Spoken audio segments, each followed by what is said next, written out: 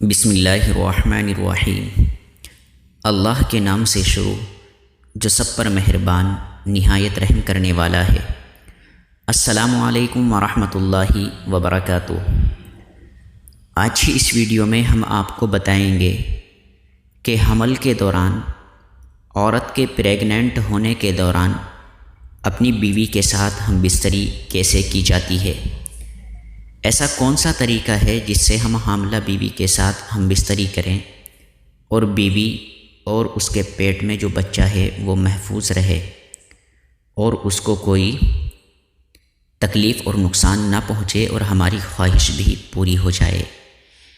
یعنی یہ پوچھا گیا ہے کہ حمل کے دوران بیوی کے پریگننٹ ہونے کے دوران ہم بستری کرنے کا سیف اور محفوظ طریقہ کون سا ہے جس سے بچہ بھی بچ جائے اور بچے کی ماں کو بھی کوئی نقصان نہ ہو، کیونکہ حمل کے دوران بیوی کا اور اپنے بچے کا خیال رکھنا بہت ہی ضروری ہوتا ہے۔ آگے بڑھنے سے پہلے ویڈیو کو ایک لائک ضرور کر دینا، چینل کو سبسکرائب کر کے گھنٹی کے بٹن کو دبانے سے 3 گھنٹی آپ کے سامنے آئیں گی۔ ان میں سب سے اوپر والی گھنٹی کو دبا دیں تاکہ ہر دن صبح 10 بجے ہماری پیاری اسلامک ویڈیو آپ کو وقت پر ملتی رہے اور رات 9 بجے بھی۔ چلیے اب ہم اس کا آپ کو جواب دیتے ہیں۔ دیکھیے، سب سے پہلے تو لوگوں کے دماغ میں، لوگوں کے مائنڈ اور خیال میں غلط باتیں پیدا ہوتی ہیں اور غلط تاثرات پیدا ہو رہے ہیں۔ وہ تاثرات یہ ہیں کہ حمل کے دوران ہم بستری نہیں کرنی چاہیے۔ یہ عام طور پر لوگوں کا اور گاؤں دیہاتوں کی عورتوں کا کہنا ہوتا ہے۔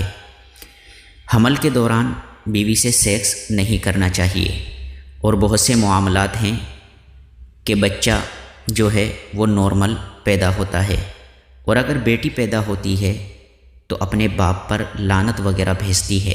یعنی اگر باپ نے حمل کے دوران اس کی ماں سے ہم بستری کی ہے تو لڑکی پیدا ہوئی تو پیدا ہونے کے بعد اپنے باپ پر لعنت بھیجتی ہے۔ پیدا ہونے کے بعد لعنت بھیجتی ہے کہ میں جب پیٹ میں تھی میرے باپ میرے ساتھ کیا کیا کرتے تھے۔ دیکھیے، یہ وہ غلطیاں اور وہ غلط باتیں ہیں جو لوگوں کے دلوں میں چلتی رہتی ہیں، لیکن شریعت سے یا حقیقت سے اس کا کوئی تعلق اور جواز نہیں بنتا۔ دیکھیے، اگر حمل کے دوران عورت کو کوئی نقصان نہ ہو، اس کی باڈی پر کوئی ایفیکٹ نہ پڑے یا اس کا جسم ٹھیک رہتا ہو اور ڈاکٹر یا حکیم وغیرہ اس کو اجازت دے دیتے ہوں تو حمل کے دوران بیوی کے ساتھ سیکس کیا جا سکتا ہے، اور ہر دن کرنا چاہیں تو ہر دن بھی کر سکتے ہیں، یا نہیں کر سکتے تو اس کا جواب یہ ہے کہ اگر ہر دن مرد عورت کی ہمت و طاقت کام کرے تو ہر دن بھی کر سکتے ہیں، کوئی گناہ نہیں ہے، کوئی حرج نہیں ہے۔ یہ بھی یاد رہے کہ جب بیوی حاملہ ہوتی ہے تو اسی وقت شوہر کھل کر مزے اور لذت سے اپنی بیوی کے ساتھ اپنی خواہش کو مٹا سکتا ہے۔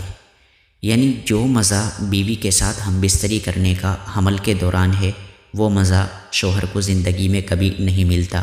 وہ کیسے، ہم آپ کو آگے بتاتے ہیں۔ لیکن بچہ پیدا ہونے کے بعد تو آپ کو معلوم ہے کہ 40 دن تو ویسے بھی ہم بستری نہیں کر سکتے، کیونکہ عورت کو خون آتا ہے، اور پھر مرد عورت کو 40 دن کے بعد فیملی پلاننگ کرنی ہوتی ہے۔ یعنی بچے کے پیدائش میں کچھ وقفہ کرنا ہوتا ہے۔ جو نیکسٹ بیبی پیدا ہوگا اس کے لیے تھوڑا انہیں ٹائم چاہیے ہوتا ہے، 1-2 سال کا گیپ، جس میں زیادہ تر یا تو کنڈوم کا استعمال کیا جاتا ہے یا پھر ہم بستری کرتے کرتے جب منی باہر نکلنے لگے تو اپنے عضو تناسل کو پکڑ کر باہر نکالنا ہوتا ہے تاکہ منی اندر نہ گرے، جس سے بچہ پیدا ہونے کے خطرات ہوتے ہیں، تاکہ کچھ وقت کے لیے وقفہ رہے اور بچہ پیدا نہ ہو۔ لیکن مزہ اسی وقت آتا ہے جب بیوی کے اندر اپنی منی کو نکالا جاتا ہے، اندر ہی اس وقت مزہ رہتا ہے، باہر نکالنے میں یا کنڈوم وغیرہ کا استعمال کرنے میں مزہ نہیں آتا۔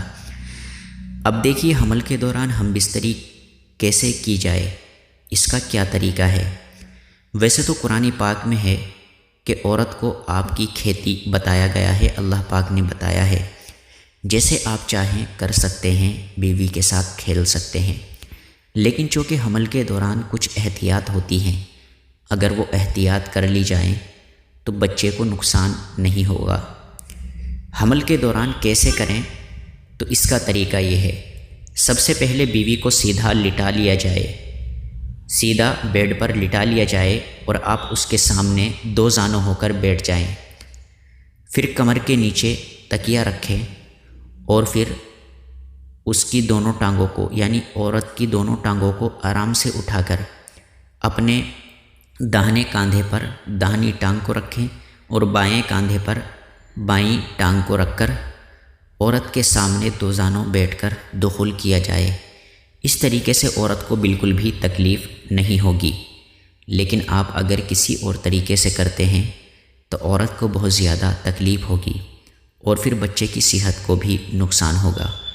تو پہلے عورت کو سیدھا لٹا لیں، پھر عورت کے سامنے بیٹھ جائیں اور عورت کی دونوں ٹانگوں کو اپنے کاندھوں پر رکھ لیں اور عورت کی کمر کے نیچے تکیہ بھی رکھ لیں اور پھر آہستہ آہستہ عورت کو حرکت دیتے رہیں۔ زیادہ زور نہ لگائیں، اس سے بیوی کو درد اور تکلیف ہو سکتی ہے۔ حمل کے دوران چونکہ مرد عورت کی منی مل جاتی ہے اور منی جب زیادہ پہنچتی ہے عورت کے اندر تو اس سے بچے کے اوپر بھی ایفیکٹ پڑتے ہیں، بچے کے اوپر بھی اثرات پڑتے ہیں۔ بچے کی آنکھ اچھی ہوتی ہے، آنکھ کی بینائی اچھی ہوتی ہے، کان کی سماعت یعنی سننے کی صلاحیت اچھی ہوتی ہے، زبان اور بال اچھے ہوتے ہیں، گھنے اور کالے ہوتے ہیں۔